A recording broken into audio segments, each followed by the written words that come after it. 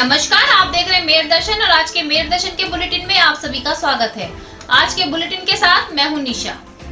जैसा कि आज अलविदा जुम्मा था और सभी ने जुम्मे की अलविदा नमाज अपने अपने घरों में पढ़ी, तो सभी से अपील भी है कि अब ईद आने वाली है, कल या परसों में ईद होगी, तो सभी अपने ईद की नमाज भी घर में ही अदा करें। शासन प्रशासन का पूरा सहयोग करें। जिस तरीके से लॉकडाउन चल रहा है और सभी सहयोग कर रहे हैं, उसी सहयोग के चलते आप लोग अपने आप को कोरोना बीमारी से बचा सकते हैं।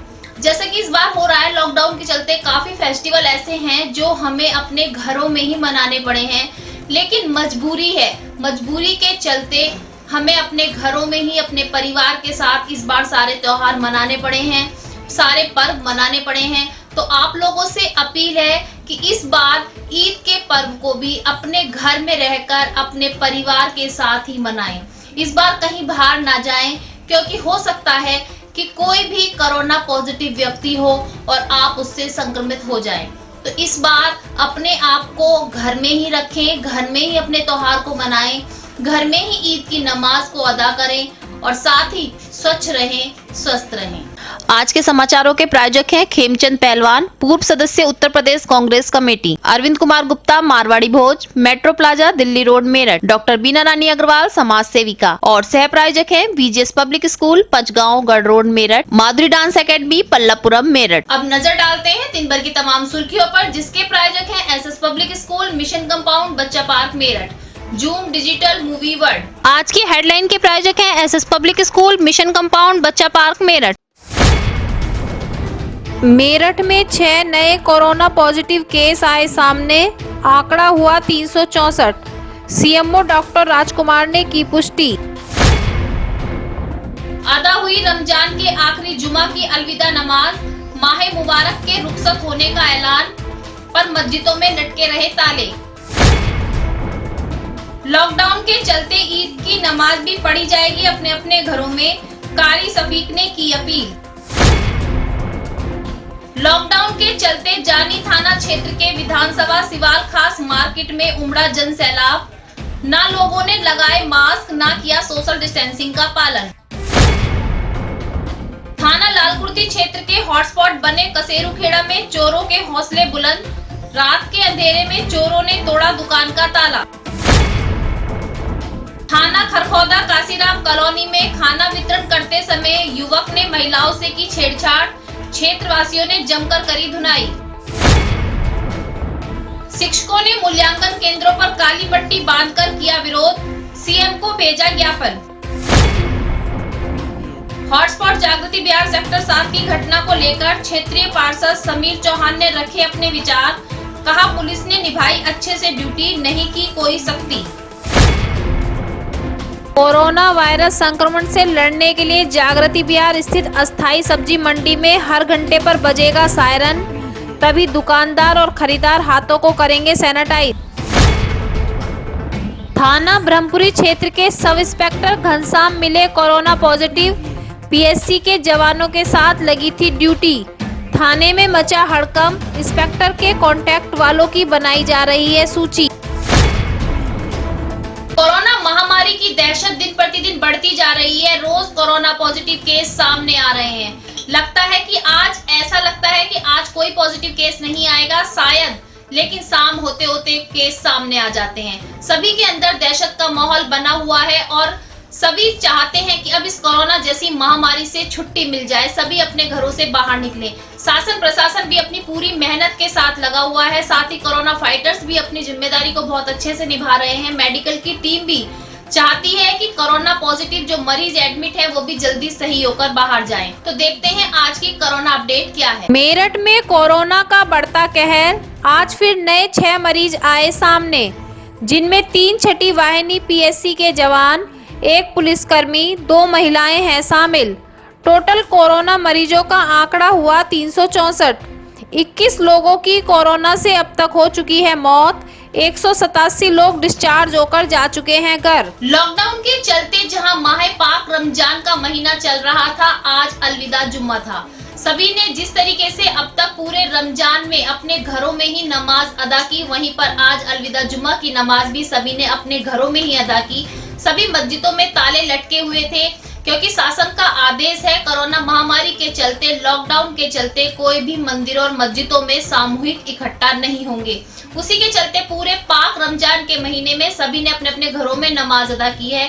तो आज भी मस्जिदों में ताले लटके नजर आए। जिस तरीके से अभी तक लॉकडाउन के चलते सभी धर्मों के पर्व लॉकडाउन में ही बिताए गए और लॉकडाउन में ही मनाए गए, सभी ने अपने घरों में रहकर ही सारे पर्व मनाए। वहीं ईद आने वाली है, आज अलविदा जुम्मा था और अलविदा जुम्मा का मतलब होता है कि इसी हफ्ते में अब ईद मनाई जाएगी। अलविदा जुम्मा पर जो नमाज पढ़ी जाती थी, हर साल इतने नमाजी नमाज पढ़ते थे कि सड़क तक, मस्जिदों से बाहर तक नमाज पढ़ने की जगह नहीं होती थी। लेकिन इस बार लॉकडाउन के चलते मस्जिदों में ताले लटके रहे। हमने खुद मस्जिदों का जायजा लिया तो सभी मस्जिदों में, हिंदुस्तान में भी ताले रहे होंगे, लेकिन हमने मेरठ की कवरेज की तो मेरठ में सभी मस्जिदों में ताले लटके रहे और अलविदा जुम्मा की नमाज सभी ने अपने घरों में ही अदा की।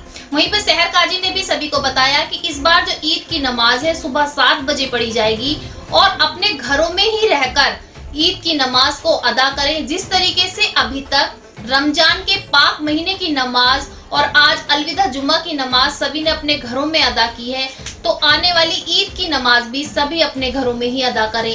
ईद को अपने परिवार के साथ मनाएं। साथ ही कारी शरीक ने भी कहा कि किस तरीके से आपको ईद में नमाज पढ़नी है और कुछ तरीके बताए हैं, तो दिखाते हैं आपको उसी से जुड़ी खास खबर।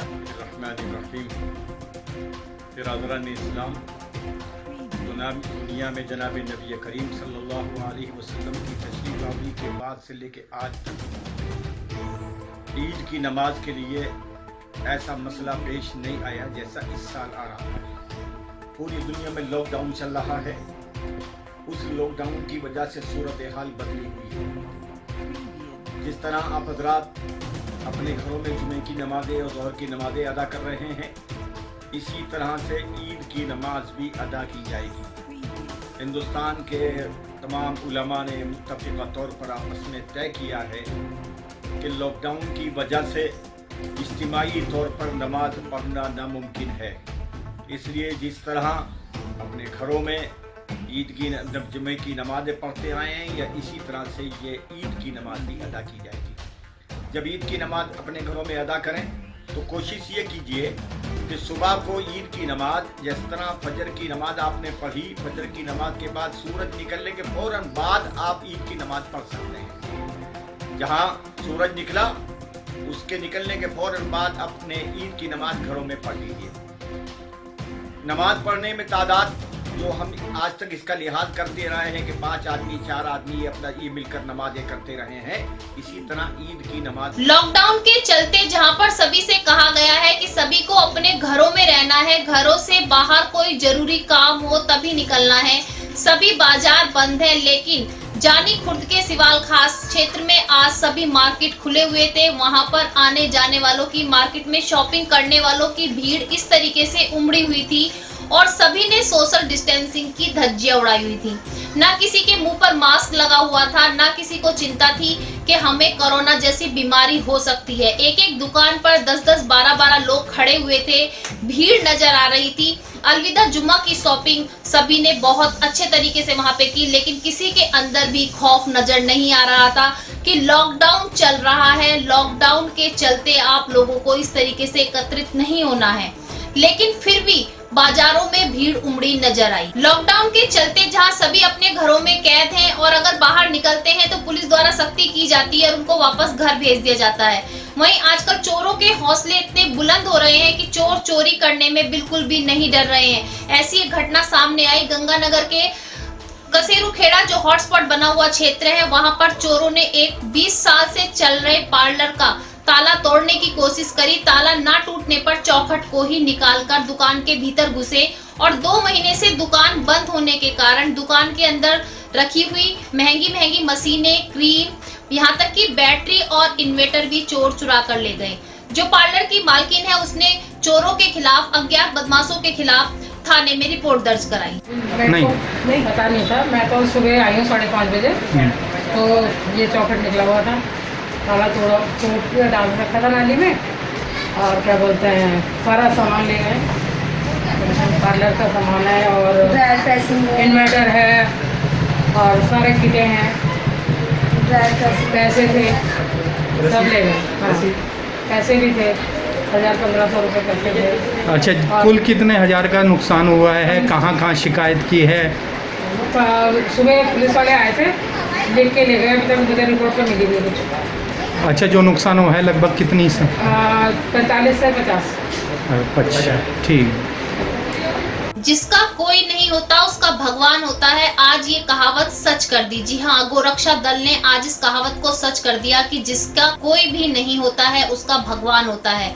मैं आपको इसी बताने के लिए ले चलती हूँ नवीन सब्जी मंडी, जहाँ पर 150 से भी ज्यादा गोवंश हैं और जो नवीन सब्जी मंडी शिफ्ट होने के कारण भूखे मर रहे हैं। आपको बताते हैं, पहले नवीन सब्जी मंडी जो लगा करती थी वहां पर, तो वहां पर जो बची कुची सब्जियां होती थी वो गोवंश खाकर अपना पेट भरते थे। लेकिन हॉटस्पॉट बनने के कारण नवीन सब्जी मंडी को जागृति बिहार शिफ्ट कर दिया गया है। तो जो गोवंश उस पर आधारित थे वहीं से खाते थे, अब वो भूखे मरने की कगार पर पहुंच गए। लेकिन भगवान कहते हैं ना, किसी भी रूप में आ जाए। तो जब ये सूचना गोरक्षा दल को मिली तो वहां के कार्यकर्ताओं ने सभी जानवरों के लिए, सभी गोवंशों के लिए ट्रक भर के जो चारा था वो लेकर पहुंचे और सभी गोवंशों को वो चारा खिलाया, भरपेट चारा। अब वो 2 दिन से रोज चारा लेकर जा रहे हैं और वहां पर जो जानवर हैं सभी को भरपेट चारा भी खिला रहे हैं, रस भी खिला रहे हैं। तो आप देख सकते हैं, हम आज हमारी टीम भी वहां पहुंची और इस तरीके से हमने देखा कि किस तरीके से वो ट्रक भरकर चारा लाए और सभी जानवरों को खिला रहे थे। मानो जानवर भी उन्हें एक प्रेम भरी निगाह से देख रहे थे। तो ये सच ही कहा है कि जिसकी हमें सहायता करनी होती है तो हम किसी भी रूप में कर सकते हैं, किसी भी रूप में वहां पहुंच जाते हैं। अब उन्होंने कहा कि 2 दिन से वो वहां पर चारा खिला रहे हैं और आगे भी इन गोवंशों को जब तक दूसरा आश्रय नहीं मिल जाता है तब तक वो उनको चारा खिलाते रहेंगे, उनकी सहायता करते रहेंगे। तो देखिए, लॉकडाउन के चलते जहां आदमी ही नहीं पशु भी मरने की कगार पर, भूख की कगार पर पहुंच चुके हैं, तो किसी के भी हाथ आगे आते हैं और उनकी रक्षा के लिए आगे बढ़ते हैं। तो मैं मेरदर्शन परिवार की ओर से गोरक्षा दल को सलाम करती हूँ कि इस तरीके से वो आगे आए और इन बेजुबान जानवरों की सहायता कर रहे हैं, उनको भूख से बचा रहे हैं। तो आप लोगों से भी अपील की जाती है, मैं बार बार करती हूँ कि आपके आसपास कोई भूखा ना रहे। कोई जानवर भी आपको दिखता है, कुत्ता बिल्ली जो भी हो, तो आपसे जितना बने उसको दे, उसका पेट भरा रहे। लॉकडाउन के चलते एक दूसरे की सहायता करना बहुत जरूरी है, क्योंकि एक दूसरे की सहायता से ही हम इस लॉकडाउन से बाहर निकल सकते हैं। जागृति बिहार सेक्टर 7 जो कि हॉटस्पॉट बना हुआ क्षेत्र है, वहां पर कल रात एक घटना सामने आई। हमने आपको मेरदर्शन चैनल के माध्यम से दिखाया भी था कि वहां के क्षेत्रवासियों ने एक बवाल खड़ा कर दिया। उनका कहना था कि हॉटस्पॉट जो क्षेत्र बनाया गया है उसकी जो सीमा थी वो खत्म हो चुकी है, लेकिन फिर भी हॉटस्पॉट क्षेत्र को नहीं हटाया गया। उनको बहुत परेशानियों का सामना करना पड़ रहा है। जो मार्केट से सामान वो दुकानदारों से ले रहे हैं वो रेट से भी ज्यादा महंगा दे रहे हैं। उसी को लेकर एक घटना सामने आई, लेकिन वहां के क्षेत्र पार्षद से हमने बात की तो उन्होंने कहा कि अभी तक पुलिस ने कोई भी ऐसी सख्ती नहीं की है। पुलिस ने केवल अपनी ड्यूटी को बहुत ही अच्छे से निभाया है और केवल कि क्षेत्रवासियों के बचाव के लिए कि कोरोना पॉजिटिव केस वहां से मिला था, इसीलिए हॉटस्पॉट किया गया था और अपनी ड्यूटी को बहुत अच्छे से निभाते हुए उन्होंने कहा है कि शासन से बात की जाएगी। अभी अगर कोई गाइडलाइन आती है तो क्षेत्र से जो हॉटस्पॉट बना हुआ क्षेत्र है वहां से उस हॉटस्पॉट क्षेत्र को खत्म कर दिया जाएगा, लेकिन अभी कोई गाइडलाइन नहीं आई है। तो कुछ क्षेत्रवासी ऐसे थे जो अपनी नासमझी के कारण उन्होंने बवाल किया था। देखो, वीडियो में ऐसा कुछ नहीं दिखाई दे रहा जो पुलिस प्रशासन की तरफ से सख्ती हो। यह पिछले कई दिनों से मेरे पास भी शिकायतें आ रही थी और मैं भी लोगों को काफ़ी समझा बुझा रहा था कि लॉकडाउन है और हॉट स्पॉट का मतलब है कि जो अंदर है अंदर रहे और बाहर है बाहर रहे। मगर यहाँ कुछ ऐसे आदमी थे कि 2-4 लोगों को इकट्ठा करके उनके दिमाग को भ्रमित करके दबाव डालने की कोशिश करते रहे कि ये खुले खुले। तो ऐसा नहीं है। हॉट स्पॉट का मतलब है कि आप जहाँ हैं सुरक्षित रहें, अंदर रहें तो अंदर और बाहर रहे तो बाहर रहें। ऐसा प्रकरण मुझे अभी समझ में कुछ नहीं आया, मुझे देखने में नहीं मिला कि प्रशासन द्वारा ज़्यादा सख्ती की गई है। यहाँ तो ये हमारे सेक्टर मजिस्ट्रेट साहब थे, दरोगा जी थे, धूप में बैठकर कुर्सी बाहर डाल कर इन्होंने। आज के बुलेटिन में बस इतना ही। तेज और ताजा खबरें जानने के लिए देखते रहिए मेरदर्शन। यदि आप भी हमारे चैनल के माध्यम से जागरूकता संदेश देना चाहते हैं तो नीचे दिए गए नंबर पर संपर्क करें और सब्सक्राइब करें MD न्यूज मेरठ।